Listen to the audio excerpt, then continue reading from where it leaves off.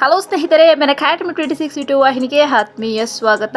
ಕರ್ನಾಟಕ ಶಿಕ್ಷಕರ ಅರ್ಹತಾ ಪರೀಕ್ಷೆ ಈ ಒಂದು ಟಿಇಟಿ ಪರೀಕ್ಷೆ 2026ರಲ್ಲಿ 2 ಬಾರಿ ನಡೆಯಲಿದೆಯೇ, ಯಾವ ತಿಂಗಳು, ಜೊತೆಗೆ ಈ ಒಂದು ಪ್ರಶ್ನೆ ಪತ್ರಿಕೆಯ ಸ್ವರೂಪ ಹೇಗಿರುತ್ತೆ, ಕಂಪ್ಲೀಟ್ ಮಾಹಿತಿ ಈ ಒಂದು ವಿಡಿಯೋ ಮುಖಾಂತರ ನೋಡ್ತಾ ಹೋಗೋಣ. ಯಾವುದೇ ಕಾರಣಕ್ಕೂ ವಿಡಿಯೋವನ್ನ ಸ್ಕಿಪ್ ಮಾಡದೆ ಅಬ್ಸರ್ವ್ ಮಾಡಿ. ಮುಂಚೆ ಈಗ ಮೊದಲನೇ ಬಾರಿಗೆ ನಮ್ಮ ವಿಡಿಯೋವನ್ನ ವೀಕ್ಷಿಸುತ್ತಿರುವಂತಹ ಎಲ್ಲಾ ಶಿಕ್ಷಕ ಆಕಾಂಕ್ಷಿಗಳು ನನ್ನ ಅಕಾಡೆಮಿ 26 ಯೂಟ್ಯೂಬ್ ವಾಹಿನಿಗೆ subscribe to bell icon all in ಆಪ್ಷನ್ಗೆ ತಪ್ಪದೇ ಸೆಲೆಕ್ಟ್ ಮಾಡಿಕೊಳ್ಳಿ ಸ್ನೇಹಿತರೆ. ಯಾಕೆಂದ್ರೆ ಮುಂಬರ್ತಕ್ಕಂತಹ ಶಿಕ್ಷಕರ ನೇಮಕಾತಿಗಳ ನೋಟಿಫಿಕೇಶನ್ ಮೊದಲು ನಿಮಗೆ ರೀಚ್ ಆಗುತ್ತೆ ಅಂತ ಹೇಳ್ತಾ ಮಾಹಿತಿಗೆ ಬರೋಣ. ನೋಡಿ, ಈ ಒಂದು ಅಪ್ಡೇಟ್ ಅನ್ನು ಅಬ್ಸರ್ವ್ ಮಾಡಿ ಸ್ನೇಹಿತರೆ. ಮಂಗಳೂರು ಶಿಕ್ಷಕರ ಅರ್ಹತಾ ಪರೀಕ್ಷೆ ಟಿಇಟಿ ಈ ಬಾರಿ ಮತ್ತೆ ಆಫ್ಲೈನ್ ನಲ್ಲೇ ನಡೆಯಲಿದೆ. ಆನ್ಲೈನ್ ಪರೀಕ್ಷೆ ಮುಖಾಂತರ ಅಂದ್ರೆ ಸಿಬಿಟಿ ಮುಖಾಂತರ ಎಕ್ಸಾಮ್ ಇರೋದಿಲ್ಲ. ಹಾಗೆ ಈ ಒಂದು ಪರೀಕ್ಷಾ ಪ್ರಶ್ನೆ ಪತ್ರಿಕೆಗಳ ಸ್ವರೂಪದಲ್ಲಿ ಬದಲಾವಣೆ ಇರುವ ಸಾಧ್ಯತೆ ಇದೆ. ರಾಜ್ಯದ ಪ್ರಾಥಮಿಕ ಹಾಗೂ ಹಿರಿಯ ಪ್ರಾಥಮಿಕ ಶಾಲೆಗಳಲ್ಲಿ ಅಥವಾ ಅಂದ್ರೆ 1ರಿಂದ 5 ಮತ್ತು 6ರಿಂದ 8ನೇ ತರಗತಿಗೆ ಶಿಕ್ಷಕರಾಗಲು ಕಡ್ಡಾಯವಾಗಿ ಶಿಕ್ಷಕರ ಅರ್ಹತಾ ಪರೀಕ್ಷೆ ಈ ಒಂದು ಟಿಇಟಿ ಪರೀಕ್ಷೆಯಲ್ಲಿ ನೀವು ಉತ್ತೀರ್ಣರಾಗಲೇಬೇಕು ಎಂಬ ಮಾಹಿತಿಯನ್ನು ಇಲ್ಲಿ ತಿಳಿಸಿದ್ದಾರೆ. ಇದರ ಜೊತೆಗೆ ಒಂದಷ್ಟು ಮಾಹಿತಿ ಇಂಪಾರ್ಟೆಂಟ್ ಆಗಿರುವಂತದ್ದು ಇಲ್ಲಿ ನೋಡ್ತಾ ಹೋಗೋಣ. ಸುಮಾರು 3 ಲಕ್ಷದ ಅಭ್ಯರ್ಥಿಗಳು ಪ್ರತಿ ಬಾರಿ ಪರೀಕ್ಷೆ ಎದುರಿಸುತ್ತಿದ್ದಾರೆ. ಇದನ್ನು ಆನ್ಲೈನ್ ಮೂಲಕ ನಡೆಸಲು ಸರ್ಕಾರ ಸೂಚಿಸಿತ್ತು. ಆದರೆ ಕಳೆದ ವರ್ಷ ಸಿದ್ಧತೆ ನಡೆಸಲಾಯಿತಾದರೂ ಸರಿಯಾಗಿ ಜಾರಿಯಾಗಲಿಲ್ಲ. ಹಾಗಾಗಿ ಕಳೆದ ವರ್ಷ 2 ಬಾರಿ ಪೈಕಿ ಇದನ್ನು ಆನ್ಲೈನ್ ನಲ್ಲೇ ನಡೆಸಲಾಗಿತ್ತು. ಲಭ್ಯ ಮಾಹಿತಿ ಪ್ರಕಾರ ಈ ಬಾರಿಯೂ ಆನ್ಲೈನ್ ನಲ್ಲಿ ನಡೆಯುವ ಲಕ್ಷಣಗಳು ಗೋಚರಿಸುತ್ತಿಲ್ಲ. ಆದ್ದರಿಂದ ಅಭ್ಯರ್ಥಿಗಳು ಈ ಬಾರಿ 2026ರಲ್ಲಿ ಆಫ್ಲೈನ್ ಮುಖಾಂತರವೇ ಈ ಬಾರಿ ಟಿಇಟಿ ಪರೀಕ್ಷೆಗಳು ನಡೆಯಲಿದೆ.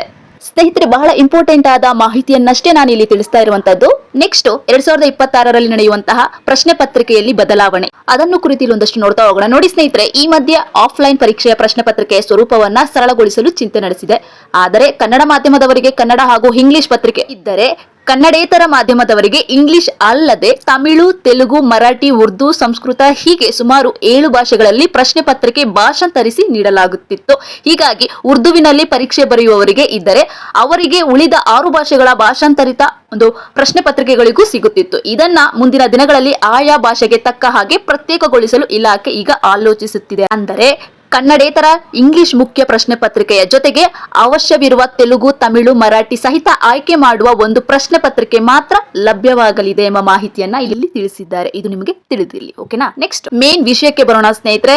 ಈ ಒಂದು ವಿಷಯಕ್ಕೋಸ್ಕರ ಎಲ್ಲ ಶಿಕ್ಷಕ ಆಕಾಂಕ್ಷಿಗಳು ವೇಟ್ ಮಾಡ್ತಿದ್ರಿ. ನೋಡಿ, ಏಪ್ರಿಲ್ ನಲ್ಲಿ ಟಿಇಟಿ ಪರೀಕ್ಷೆ, ಇದಕ್ಕೆ ಸಂಬಂಧ ಏನೆಲ್ಲ ಡೀಟೇಲ್ಸ್ ಇದೆ ನೋಡ್ತಾ ಹೋಗೋಣ. ನೋಡಿ, ಮಾರ್ಚ್ ಏಪ್ರಿಲ್ ನಲ್ಲಿ SSLC PUC ಪರೀಕ್ಷೆ ಮುಗಿದ ಕೂಡಲೇ ಮತ್ತೊಂದು ಟಿಇಟಿ ಪರೀಕ್ಷೆ ನಡೆಸಲು ಇಲಾಖೆ ನಿರ್ಧರಿಸಿದೆ. ಹಾಗೆ ವರ್ಷಕ್ಕೆ 2 ಟಿಇಟಿ ಪರೀಕ್ಷೆ ಮಾಡಬೇಕು ಎಂಬುದು ನಿಯಮ.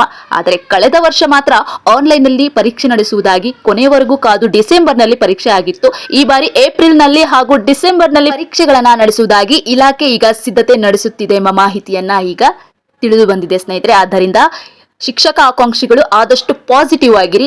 ಈಗ ಯಾರು ಟಿಇಟಿ 2025ರಲ್ಲಿ ನಡೆದಂತಹ ಡಿಸೆಂಬರ್ ತಿಂಗಳಲ್ಲಿ ನಡೆದಂತಹ ಟಿಇಟಿ ಪರೀಕ್ಷೆಯಲ್ಲಿ ಯಾರೆಲ್ಲ ಕ್ವಾಲಿಫೈಡ್ ಆಗಿರುವ ಅಥವಾ ಇನ್ನಷ್ಟು ಹೆಚ್ಚು ಮಾರ್ಕ್ಸ್ ಬೇಕಾಗಿತ್ತು ಅಂತ ಅನ್ಕೊಂಡಿದ್ರು, ಈ ಬಾರಿ ಒಳ್ಳೆ ಸ್ಕೋರ್ ಮಾಡಲಿಕ್ಕೆ ಇದೊಂದು ಅವಕಾಶ. ಒಟ್ಟಾರೆಯಾಗಿ ಸ್ನೇಹಿತರೆ, ವರ್ಷಕ್ಕೆ 2 ಬಾರಿ ಟಿಇಟಿ ಪರೀಕ್ಷೆಯನ್ನ ಮಾಡಬೇಕಾಗಿ ಇಲಾಖೆ ನಿರ್ಧರಿಸುತ್ತಿದೆ. ಹಾಗೆ ಈ ಒಂದು ಪ್ರಶ್ನೆ ಪತ್ರಿಕೆಯಲ್ಲಿ ಏನೆಲ್ಲ ಒಂದಷ್ಟು ಬದಲಾವಣೆಗಳಿದೆ, SSLC ಮತ್ತು PUC ಪರೀಕ್ಷೆ ಆದ ನಂತರ ಟಿಇಟಿ ಪರೀಕ್ಷೆಗೆ ಅಧಿಸೂಚನೆ ಹೊರಡಿಸುವ ಸಾಧ್ಯತೆ ಇದೆ ಅಂತ ಹೇಳ್ತಾರೆ. ಸ್ನೇಹಿತರೆ, ಇದೇ ತರದ ಲೇಟೆಸ್ಟ್ ಅಪ್ಡೇಟ್ಗಳಿಗಾಗಿ ನಮ್ಮ ಅಕಾಡೆಮಿ 26 ಯೂಟ್ಯೂಬ್ ವಾಹಿನಿಯನ್ನು subscribe to bell icon all in ಆಪ್ಷನ್ಗೆ ತಪ್ಪದೇ ಸೆಲೆಕ್ಟ್ ಮಾಡಿಕೊಳ್ಳಿ. Wish you all the best.